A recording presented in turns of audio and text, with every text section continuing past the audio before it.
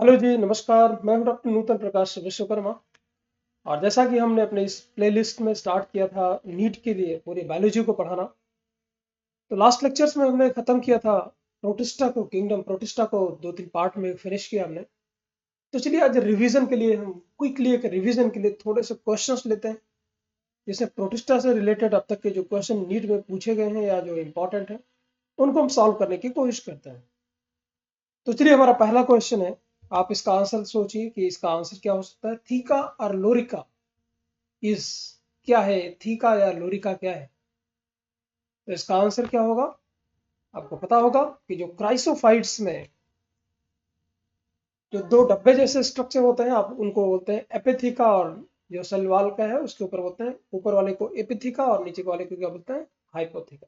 तो इसका सही आंसर है सेल वॉल। अगर इनके डिटेल्ड एक्सप्लेनेशन आपको चाहिए तो आप प्रोटिस्टा का जो वीडियोस हैं हमारे, उसमें बैक में जा करके आप देख सकते हैं, वहां से आपको डिटेल थियरी मिल जाएगी। यहाँ पर मैं सिर्फ और सिर्फ आपको क्वेश्चन डिस्कस कर रहा हूँ। तो चलिए क्वेश्चन नंबर 2 देखते हैं बच्चों।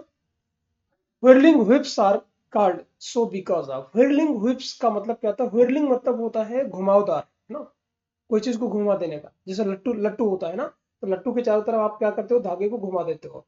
और व्हिप मतलब होता है चाबुक। चाबुक मतलब जिससे आप चाबुक से किसी को मारते हैं, राइट। तो व्हिर्लिंग व्हिप मतलब ऐसा चाबुक जो कि चारों तरफ घुमाया हुआ है।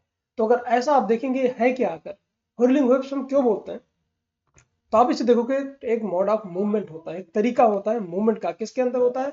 आप देख सकते हैं डायनोफ्लैजिलेट है, और ये डायनोफ्लैजिलेट के अंदर आप देखते हुए चाबुक जैसा स्ट्रक्चर है, चारों तरफ लपेटा हुआ है। तो इसी से मूवमेंट करता है, इसीलिए इसे बोलते हैं व्हिर्लिंग व्हिप्स। इसके बारे में डिटेल चाहिए तो आप बैक में वीडियो जाके थियरी में देख सकते हैं। चलिए question number 3। Term protista was first used by. बहुत क्लियर कट क्वेश्चन है, बहुत सीधा क्वेश्चन है, रटने वाला क्वेश्चन है। तो दिया गया था अर्नेस्ट हैकेल के थ्रू, राइट। नेक्स्ट क्वेश्चन बढ़ते हैं आगे। प्रोटिस्टा कंप्राइज ऑफ, इसमें आपको देखना है कि इसमें प्रोटिस्टा में कौन कौन से ऑर्गेनिज्म आते हैं। तो पहला देखिए हाइड्रा आ रहा है, अमीबा एंड पैरामीशियम। तो हाइड्रा तो सिलेंट्रेट में आएगा, राइट, तो हाइड्रा तो आएगा नहीं। पहला क्वेश्चन गलत है, पहला आंसर गलत है। Number 2 east, Euglena and dinoflagellate. इसमें से जो ईस्ट है वो फंजाई में आएगा। यूनिसेलुलर आप पढ़ेंगे आगे चल के, तो उसको ब्रेड वगैरह बनाने के काम में यूज करते हैं भाषा। ईस्ट को एज ए मॉडल ऑर्गेनिज्म भी यूज करते हैं। तो ईस्ट हो गया फंगस, यूग्लिना और डायनोफ्लैजिलेट आएंगे प्रोटिस्टा में। इसका मतलब आपका आंसर बी भी गलत है। नेक्स्ट बढ़ते हैं मशरूम। बहुत क्लियर है, ये एडिबल होते हैं मशरूम, आप खाते होंगे मशरूम। तो मशरूम जो है वो फंगस में आएगा। पैरामीशियम और यूग्लिना प्रोटिस्टा में आएगा। इसका मतलब जो लास्ट जो सी ऑप्शन है वो भी सही नहीं है। लास्ट बचा डायनोफ्लैजिलेट, अमीबा एंड पैरामीशियम। ये तीनों के तीन मेंबर हैं प्रोटिस्टा के। चलिए नेक्स्ट क्वेश्चन बढ़ते हैं। Marine phytoplankton population is usually dominated by, means जो मैरीन फाइटोप्लैंक्टन हैं वो सबसे ज्यादा उसमें क्या पाया जाता है? तो सी वीड अगर आप देखेंगे, तो फाइटोप्लैंक्टन का मतलब मैं आपको बता देता हूँ कि ऐसे प्लांट्स लाइक स्ट्रक्चर जो प्लैंक्टन्स मींस जो एक्टिवली नहीं पैसिवली स्विम करते हैं, मतलब उनको पानी पे स्विम करने के लिए कोई एफर्ट नहीं लगाना पड़ता। ड्यू टू देयर स्ट्रक्चर वो आराम से स्विम करते रहते हैं, तो उनको बोलते हैं फाइटोप्लैंक्टन्स। और जब एक्टिवली स्विम करता है तो उसको नेप्टॉन बोलते हैं, राइट। तो यहाँ पर हम बात कर रहे हैं फाइटोप्लैंक्टन्स की। तो मैरीन में जब आप देखेंगे तो मैरीन में सबसे ज्यादा जो होते हैं पॉपुलेशन मिलेगी आपको डायटम की और डायनोफ्लैजिलेट की। ओके, नेक्स्ट क्वेश्चन देखते हैं। Find out the correct statement. Protista originated from planting. मैंने आपको बताया था, जब आप वीडियो इससे पहले देखेंगे तो आपको पाएंगे कि जो प्रोटिस्टा होता है वो मोनेरा के बीच में और प्लांटी एनिमलिया और फंजाई के बीच में कनेक्टिंग लिंक होता है। तो पहले मोनेरस आए होंगे और मोनेरस के बाद क्या आया होगा? प्रोटिस्टा आया होगा। तो जो पहला आपका ऑप्शन आ रहा है प्रोटिस्टा ओरिजिनेटेड फ्रॉम प्लांटी, वो बिल्कुल गलत है। दूसरा है मोनेरा ओरिजिनेटेड फ्रॉम प्रोटिस्टा, ये तो उल्टा हो गया, ऐसा नहीं है। थर्ड अगर हम बात करें, first life originated on earth was a moneran form. Yes exactly, ये आपका आंसर होगा कि जो पहली लाइफ आई दुनिया पृथ्वी पे वो कौन से किस फॉर्म में आई? मोनेरा से आई। तो ये आपका सही आंसर है। चलिए नेक्स्ट क्वेश्चन देखते हैं। डायनोफ्लैजिलेट्स है, डायनोफ्लैजिलेट्स में कितने फ्लैजिला होते हैं? तो वो तो आपको बहुत क्लियर है कि दो फ्लैजिला होते हैं, एक होता है जो लपेटा होता है और एक होता है जो नीचे आपको दिखता है। राइट। तो डाइनोफ्लैजेलेट के बाद कितने फ्लैजेल होंगे, डाई मतलब दो, तो डाइनोफ्लैजेलेट मतलब दो फ्लैजेल।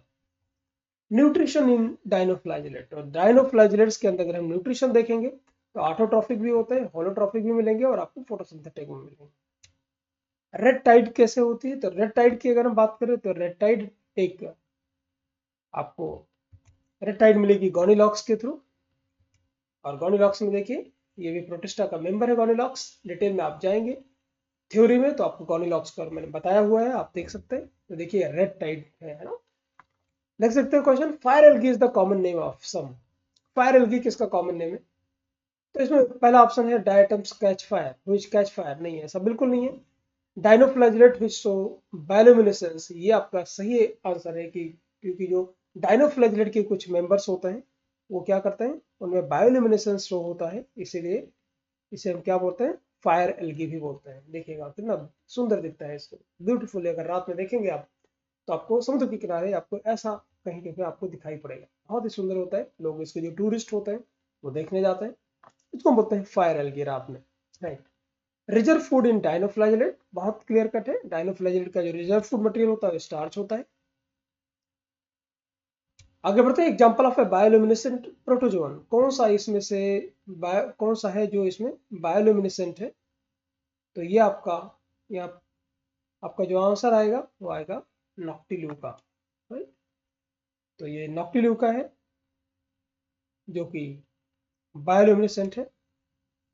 द प्रोटिस्टन जीनोम हैज, प्रोटिस्टा का जो जीनोम होता है वो कैसा होता है, तो ये भी डायरेक्ट आंसर है, membrane bound nuclear protein embedded in cytoplasm.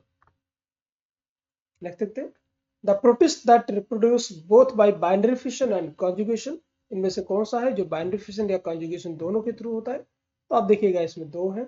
इसमें जो आपका आंसर आ रहा है वो पैरामीशियम है, और पैरामीशियम क्या करता है, बाइनरी फिशन और कॉन्जुगेशन दोनों के थ्रू क्या करता है, रिप्रोडक्शन करता है। ओके, इसे पूछ रहा है next question, pick the wrong statement, कौन सा स्टेटमेंट इसमें से रॉन्ग है, तो पहला ऑप्शन है diatoms are primarily produced in the ocean, ये तो सही बात है। Diatoms are microscopic and float passively in the water, ये भी सही है आंसर है। Walls of diatom destruct usually, ये आंसर गलत है, क्योंकि आपको पता है कि जो भी डायटम्स मरते रहते हैं तो वो क्या होते हैं, बॉटम में इकट्ठे होते रहते हैं और एक बहुत बड़ी रॉक बन जाती है, उसको डायटोमेसिस अर्थ बोलते हैं या डायटोमेसिस रॉक बोलते हैं, और उसका हम बहुत सारा इंडस्ट्री में यूज करते हैं, और बहुत दिनों तक बहुत ही जो है स्ट्रांग होती है, और वो जल्दी डिस्ट्रक्शन उसका नहीं होता है, ठीक है। तो ये आपका आंसर हुआ C, walls of diatoms distract easily. Next question पूछ रहा है, the cell wall from two thin overlapping shell in which group of organism such that they fit together, तो आपको एक अभी पढ़ाया था आपने क्राइसोफाइट, इसके पहले वीडियोस में आप देख पाओगे। तो क्राइसोफाइट्स में जो जो आपका फाइल जो आपका डिवीजन क्राइसोफाइट्स था उसके दो एग्जाम्पल थे, पहला था डायटम्स और दूसरा था डेस्मिड।